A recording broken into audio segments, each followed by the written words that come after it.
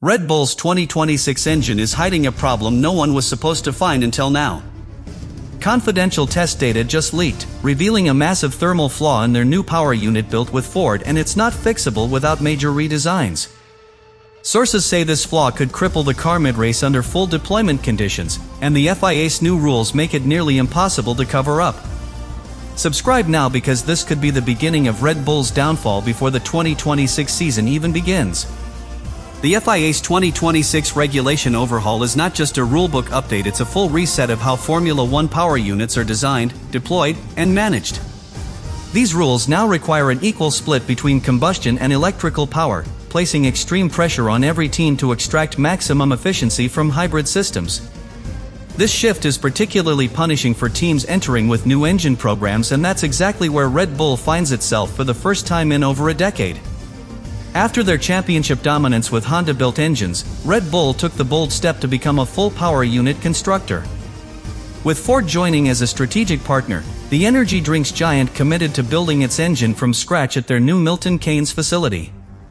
Their goal? Total independence, total control, and a chance to dominate in a regulation cycle from day one. But with less than a year to go before the new era begins, internal leaks are showing cracks beneath the surface. The new engine is ambitious. It's smaller, lighter, and engineered around an ultra-aggressive energy recovery and deployment cycle. On paper, it ticks all the boxes of a modern F1 hybrid design. But in testing, something critical has gone wrong.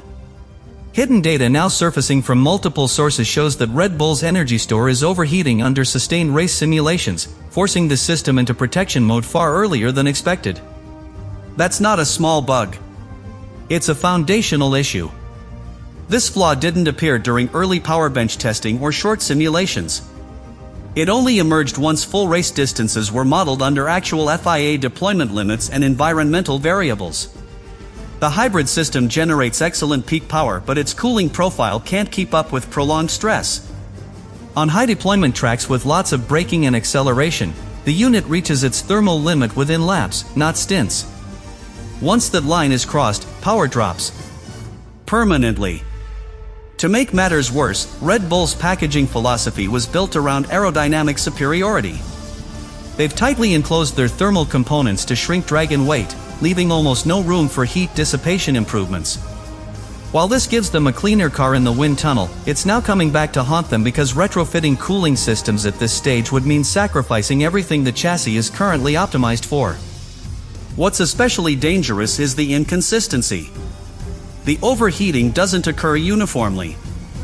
In cooler conditions or lower altitude tracks, the system behaves as expected. But on warmer circuits like Singapore or Mexico City, or during longer stints under safety car interruptions and resets, the system can no longer regulate itself. This unpredictability makes strategic planning nearly impossible, and opens the door to random power failures mid-race. That's not just an engineering headache, it's a championship risk. The silence from Red Bull's media side is the final warning sign. In previous years, power unit gains were shouted from rooftops, torque comparisons, acceleration deltas, top speed numbers. But in 2025, ahead of the biggest engine launch in team history, there's nothing. No PR victories. No numbers. No driver feedback. Just silence. And in Formula One, silence doesn't mean confidence. It means something is going very, very wrong. Within Red Bull powertrains, the technical issue that surfaced isn't just overheating, it's thermal instability caused by the way energy is harvested and redeployed under real race conditions. According to internal telemetry leaks, the battery system is absorbing energy too rapidly during the braking phase, especially in back-to-back corners. This rapid influx overwhelms the unit's internal cooling buffers, which were designed for shorter energy cycles. The result is not just heat, it's uneven heat, where certain cells reach dangerous thresholds while others remain within range, triggering emergency safety protocols to shut down hybrid deployment.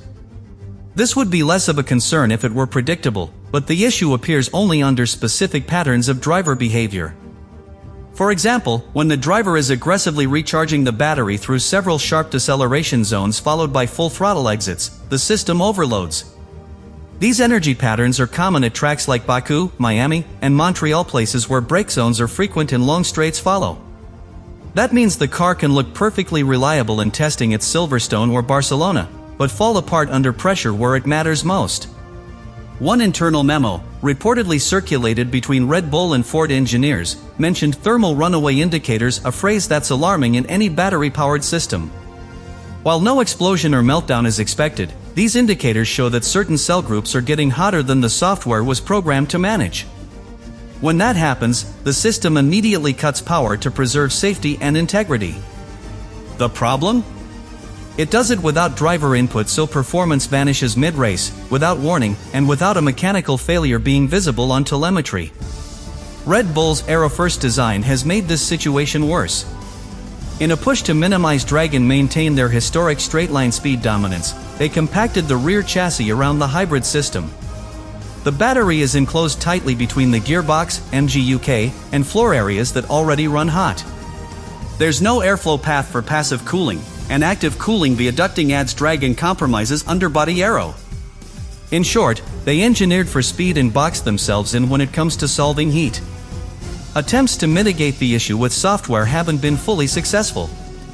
The current deployment maps were created to balance performance and thermal load, but early testing shows the hybrid system still enters power-saving mode after just 6 or 7 laps of high load running. This mode limits boost availability, even when the driver needs it most, such as when overtaking or defending. Essentially, the car is being throttled by its own brain, not by external conditions or driver error. Red Bull's battery partner, believed to be collaborating with Ford EV Labs, had proposed using advanced heat-spreading materials inside the cell casing. However, incorporating these now would require reassembling the entire battery architecture and applying for a technical exception with the FIA.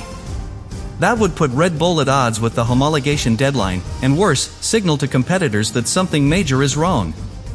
In Formula One, revealing a problem often does more damage politically than the issue itself. Finally, the issue threatens Red Bull's racing DNA.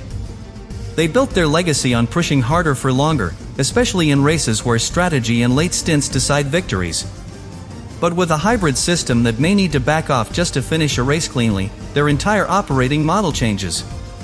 Verstappen, known for his late-race aggression, might have to drive conservatively. Pit wall decisions would have to prioritize temperature, not track position. And when your rivals don't share the same flaw, that's not just a setback, that's how championships are lost. Red Bull's engineering response has been swift but fraught with limitations. After identifying the thermal issue, their power unit division immediately began rewriting the hybrid control algorithms. These new maps aim to smooth out energy flows over the lap, preventing power surges from saturating the battery in short bursts. The concept relies on predictive data modeling, calculating when and where deployment will cause heat spikes and adjusting in real time. But while this approach shows promise in simulations, it also limits the driver's ability to deploy full power on demand. It's a compromise, and Red Bull knows it. The cooling challenge, however, goes beyond software. Red Bull is now investigating a radical internal redesign of their battery casing. Engineers are testing a new thermal layering method using ceramic insulation between cell banks to isolate heat-generating sectors. This technique is inspired by aerospace battery packs, where temperature control is mission-critical. But bringing this into Formula One within the constraints of the 2026 regulations is immensely difficult. Every gram of added material affects the car's balance, center of gravity, and compliance with the minimum weight rules. At the same time, Red Bull is working with Ford's advanced materials team in the United States to explore heat-dispersing nanocomposites. These materials could be integrated into the power electronics housing to bleed heat into the surrounding structure without damaging sensitive circuits. But this is highly experimental territory. Even a small failure in one of these materials during a race could lead to system-wide shutdown or worse, fire. The engineering margin here is razor thin, and the clock is ticking. Internally, the team is also exploring modifications to energy harvesting routines. Instead of capturing full braking energy in a single event, the new model would spread recovery over multiple zones, reducing sudden spikes. This requires synchronization between software, brake-by-wire systems, and driver input. It also risks dulling brake feel, something elite drivers like Verstappen are extremely sensitive to. In a car where corner entry performance defines overtaking potential, any degradation in braking precision could ruin qualifying and race pace.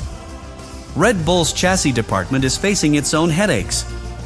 To allow for additional cooling ducts or thermal outlets, they would need to revise parts of the floor and side pod packaging. But these areas are already optimized to deliver aerodynamic efficiency and downforce under the new ground effect regulations. Modifying them could create aerodynamic instability or worse, delay production timelines for the 2026 car. It's the classic Formula One dilemma: every fix introduces new risks elsewhere. Meanwhile, the operations team has begun stress testing full race weekend simulations with altered deployment profiles. This includes practicing compromised race strategies where hybrid boost is used only in overtaking scenarios, and not on every lap. The idea is to limit thermal buildup without surrendering too much lap time. But the numbers don't lie. Early models suggest that this approach would cost Red Bull between 3 and 5 tenths per lap at tracks like Baku, Jeddah, and Spa. That margin is the difference between pole position and midfield. The final engineering gamble may involve preemptively accepting FIA-approved component replacements mid-season. If Red Bull can prove that a part fails within a predictable limit, they might be granted a controlled exception to upgrade during the year. But this path is dangerous. It opens the door to protests, scrutiny from rivals, and potentially damaging political battles inside the paddock. Red Bull has built its legacy on dominance, not damage control. And now, their engineering team must pull off one of the most high-stakes technical rescues in modern F1 history.